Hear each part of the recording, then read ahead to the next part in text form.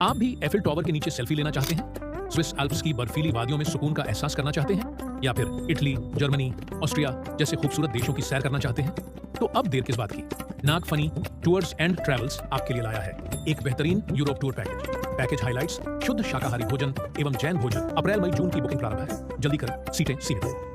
महाराज जी, मेरी जिज्ञासा तो नहीं है, मेरी प्रार्थना है प्रभु कि आपने कल के जिज्ञासा समाधान में कहा था कि मुनि भक्त आजकल मुनि विरोधी जो हैं उनका काम मुनि भक्त कर रहे हैं। तो महाराज जी, मेरी आपसे विनम्र निवेदन प्रार्थना है कि प्रभु एक अविरल धारा विदिशा से होकर सियोरा की ओर, सागर की ओर बढ़ रही है और एक विराजमान धारा यहीं सियोरा में विराजमान है। जिस प्रकार ऊपर की वेदी पर प्रभु भरत बाहुबली विराजमान है, तो मैं पूरे सागर जैन समाज बल्कि पूरे भारत की जैन समाज से की तरफ से आपके चरणों में निवेदन करता हूं कि प्रभु अगर मुनि विरोधी और मुनि भक्तों को आपके मुखार बिंद से कुछ सबक मिले, ऐसी प्रार्थना है प्रभु कि दोनों धाराओं का संगम इसी सियोरा के प्रांगण में हो और एक विशुद्ध धारा और एक सुधा धारा, दोनों धाराओं का मिलन इसी सियोरा की धरती पर हो और एक ऐसा महाकुंभ यहां रचा जाए प्रभु कि सारे मुनि विरोधी और मुनि भक्त दांतों तले उंगलियां चबाएं।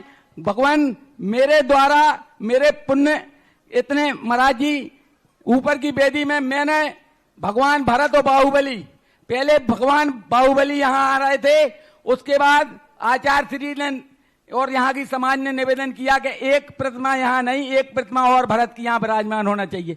तो भगवान दोनों भाई इसी मंदिर में, इसी सियोरा की धरती में, इसी मंदिर में विराजमान है।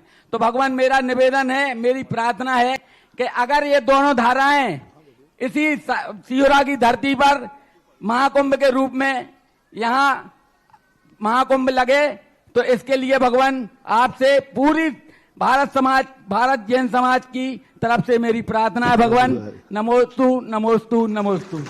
प्रश्न कल ये आया था क्योंकि पहले लोग मुनियों का विरोध करते थे, उनको अपन मुनि विरोधी कहते थे। आजकल मुनि विरोधी बिल्कुल शांत है, क्योंकि वो उनसे मैंने पूछा था कि आजकल तुम लोग शांत क्यों हो गए? क्योंकि आप सबकी दृष्टि में सभी मुनि अब तो मान लिया तुमने। बोले महाराज, हमने माना नहीं है। अब जब मुनि विरोधियों का हमारा काम, जब मुनि के भक्ति लोग कर रहे हैं तो अपन शांत रहो, अपने भाई को भिड़ा दो और खत्म करो। और पहले संघ के विरोध, दूसरे संघ वाले एक दूसरे के संघ के कुछ कदाचित विरोध होता था, हमने ऐसा देखा। आचार्य श्री महाराज भी थे, तब भी दूसरे संघ के साधु या आचार्य कभी कुछ कदाचित कुछ व्यंग्य आत्मा की कोई बात आ जाती थी, वे भी आजकल नहीं कर रहे। तो उनसे पूछो क्यों?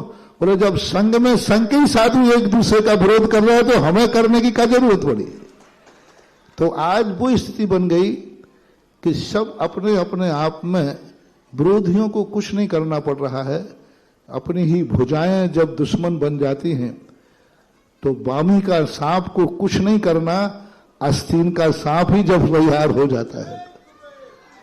पर इसके लिए लक्षण अच्छे नहीं होते। मैंने कल परसों ये भी कहा था, ये वो दुश्मन है जो सभी संघ में शिष्य बन करके, कभी त्यागी वृत्ति बनकर, ब्रह्मचारी ब्रह्मचारिणी बनकर, आपके घर में बेटा बनकर, बाप बनकर, राष्ट्र में राजा बनकर के विनाश करते हैं।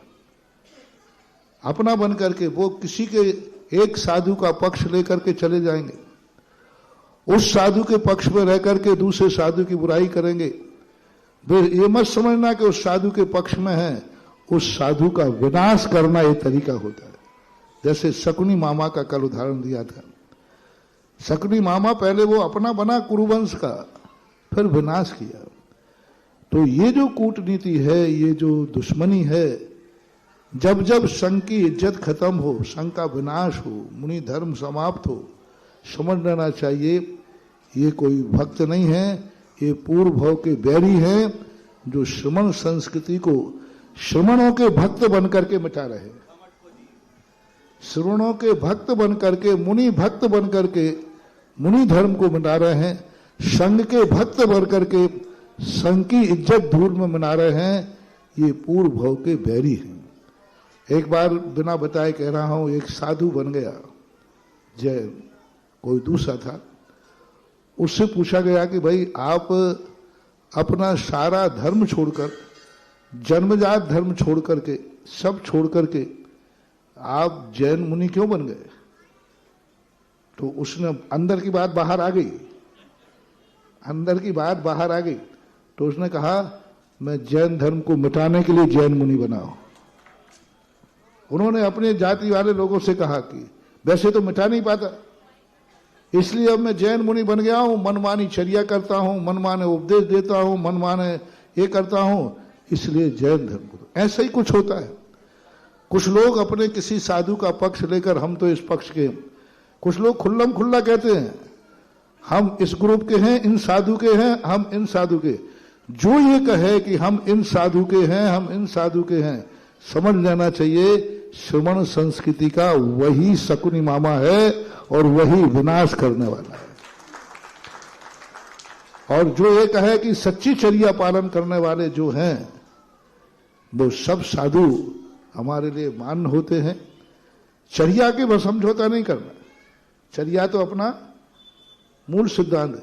यदि चर्या सबकी है, वो किसी भी संघ का हो, किसी भी रूप में हो, यदि उसका मन वचन काय आचार विचार सही है तो सभी साधुओं के भक्त बनना चाहिए। किसी एक संघ के बनना, एक ग्रुप के बनना, ये मिथ्या दृष्टि का लक्षण है, सम्यक दृष्टि का नहीं। स्पष्ट है।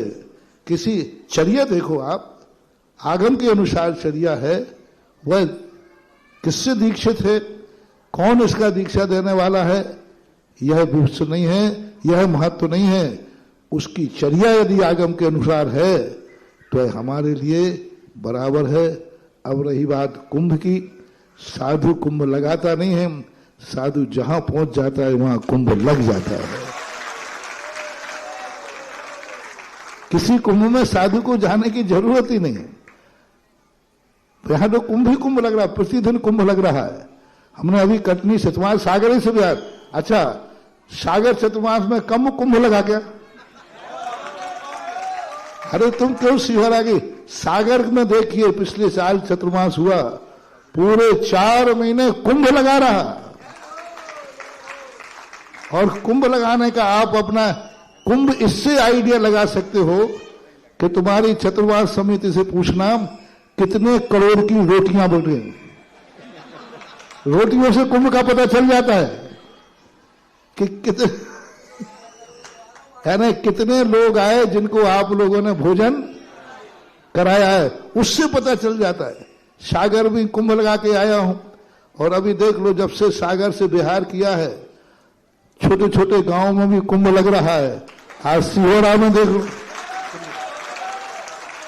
इसलिए अब वो तो सब निमित्त निमित्त की बातें होती हैं। कब क्या प्री प्लानिंग करने से वो भी फिर वो कहीं कसाय का रूप न ले ले। दूसरे को करने के लिए साधु की अनियत और सहज धारा ही सही धारा मानी जाती है। इसलिए मैं तो उसी कुंभ में विश्वास रखता हूं, जहां साधु पहुंच जाए वहीं सारा जगत पहुंच जाए, तो उसी का नाम कुंभ कहलाता है। बहुत अच्छे भाव हैं लोगों के, ये सागर के बहुत सच्चे मुनि भक्त खड़े हैं। लोग सदा मुनियों के प्रति ये सब लोग ऐसे समर्पित रहते हैं, और मुनियों के प्रति इनका अच्छा भाव। ये कोई ग्रुपबाजी के मुनि भक्त नहीं है, ये साधु भक्त हैं। ना ये किसी संघ के भक्त हैं, ना किसी साधु विशेष के भक्त हैं, ये मात्र साधु भक्त हैं। और ऐसा ही सारी दुनिया में होना चाहिए। ये तो कुछ भी नहीं, ये जो साधु भक्त ग्रुपबाजी करके साधुओं की ग्रुपबाजी कर रहे हैं, हम इस गुरु साधु के हैं, हम इस ग्रुप के हैं, हम इन आचार्य के हैं। ये तो सब मिटाने वाले लोग हैं। ये तो श्रमण संस्कृति को छिन्न भिन्न कर देंगे, समाप्त कर देंगे। सही वही होना चाहिए कि हम मात्र साधु भक्त हैं और साधु ही हमारा जीवन का आधार है। नमो लोये सब साहूणम, बस चर्या होना चाहिए।